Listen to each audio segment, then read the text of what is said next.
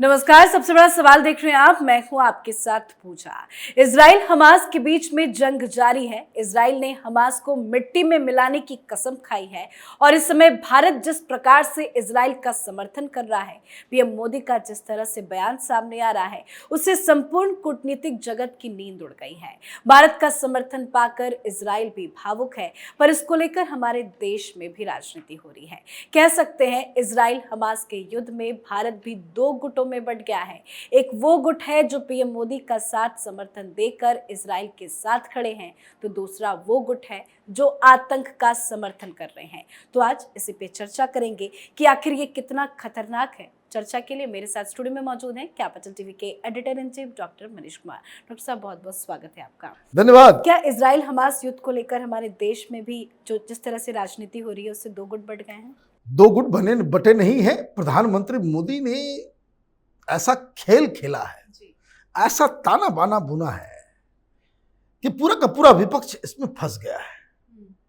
और विपक्ष का जो रिएक्शन और ये तमाम पत्रकारों का, दलालों का, इनका जो रिएक्शन मैं देखता हूं, मुझे ऐसा लगता है कि घर में कभी कोई आपने पेट है ना, कोई डॉगी वगैरह आप पालते हैं, बड़ा अनुशासन और बात मानने वाला होता है, तो आप कभी उसको फील्ड में लेकर के जाते हैं तो कहते हैं और भागता भागता जाएगा, फिर आपने उसको कॉल किया वापस आ जाएगा। मतलब आप अपनी उंगली पे उसको नचाते हैं। विपक्ष की हालत यही है। एग्जैक्ट क्या हुआ है जी। ये पहले खेल उल्टा हुआ करता था कि इजराइल फलस्तीन के ऊपर कुछ बवाल मचा, दिल्ली में प्रोटेस्ट, तो मुंबई में प्रोटेस्ट, कोलकाता में प्रोटेस्ट, हैदराबाद में प्रोटेस्ट, और सरकार जो है बिल्कुल दब जाती थी, रेंगने लगती थी और कहती थी कि नहीं नहीं नहीं, फिलिस्तीन के साथ अन्याय हो रहा है, सारा कुछ ये वो। तो वो एक जमाना था जब ये तमाम जर्नलिस्ट, सोफोलॉजिस्ट, इलेक्शन के जो महान पंडित सब जो होते थे, वो कहते थे कि उनकी ये धारणा थी कि मुसलमानों के वोट के बगैर हिंदुस्तान में कोई प्रधानमंत्री बन नहीं सकता। तो 2024 में डिमोलिश हो गया, और ये जो डिमोलिश होने के बाद जो नई राजनीति आई है उसको अच्छे तरीके से प्रधानमंत्री मोदी एक्सप्लॉइट कर रहे हैं जी। ये कांग्रेस पार्टी समझ नहीं सकी कि भाई ये क्या हो गया। अब आप देखिए, जैसे ही इजराइल के ऊपर हमास के आतंकियों ने हमला किया, यह बताया गया कि बच्चों को गोली मारी जा रही है, जलाया जा रहा है, ये किया जा रहा है, वो किया जा रहा है, सारे लोग, ये जो टूल किट गैंग है जी, हिंदुस्तान के अंदर में, जो सेकुलर तथा कथित, कोई सेकुलर वेकुलर नहीं है, ये सब माल के पीछे भागने वाले दलाल किस्म के पत्रकार और ओपिनियन मेकर्स हैं, एनजीओ वाले झोला छाप। तुरंत नहीं नहीं नहीं नहीं, हमास ने ऐसा नहीं किया है, और ये कंफ्यूजन क्रिएट करते रहे कि हमास ने किया नहीं किया, हां किया। एक उसको कहते हैं कि आपने पूरा एक हेजी पिक्चर क्रिएट कर दिया जी। लेकिन वो तो ये वॉर पिछले फिलिस्तीन इजराइल के बीच जो झगड़े होते थे और आज जो हो रहा है, उसमें सबसे बड़ा फर्क ये है कि this is an age of social media. सारी चीजें आ जाती है। आप पहले कोई खबर इजराइल से निकली, हिंदुस्तान में किसी ने छापा नहीं, टेलीविजन ने दिखाया नहीं, पता नहीं चलता था। अभी क्या है, जिनके घर में घुस के इन लोगों ने कोहराम मचाया, ये हमास के आतंकी जिहादियों ने, वो खुद सामने आ जा रही हैं, ट्विटर पे आ जा रही हैं, वो अपने लैंग्वेज में बोल रही हैं, लोग ट्रांसलेट कर ले रहे हैं, सब कुछ हो जा रहा है, तो इनकी झूठ और चोरी जो है पकड़ी जा रही है। अब ये सब चल ही रहा था, दुनिया में कोई किसी ने कुछ नहीं कहा, प्रधानमंत्री मोदी ने चाल चल दी, उन्होंने ट्वीट कर दिया। ट्वीट टेक्निकली वो इजराइल के फेवर में था और हमास के खिलाफ आतंक बता दिया। अब हुआ क्या, जैसे मैंने कहा ना, इशारा करने से भागता है, आता है। ये ट्वीट आया नहीं, ये कांग्रेसी, ये समाजवादी, ये कम्युनिस्ट, ये दलाल पत्रकार, ये सारे टूल किट वाले इजराइल के खिलाफ हो गए। आप देखते जाइए कैसे फंसे ये लोग। अब हुआ क्या, तस्वीरें, कोई फिलिस्तीन के एम्बेसडर के पास जा रहा है, तस्वीरें खिंचवा रहा है, कंडेम किया जा रहा है कि ये हो रहा है, वो हो रहा है। लेकिन ऊपर वाले का भी खेल अजब है भाई। हमास के आतंकियों ने इजराइल के ऊपर मिसाइल चलाया, मिसाइल जो है जाकर के टकरा गया कहां, हॉस्पिटल में खुद। अब ये क्रिस्टल क्लियर हो गया।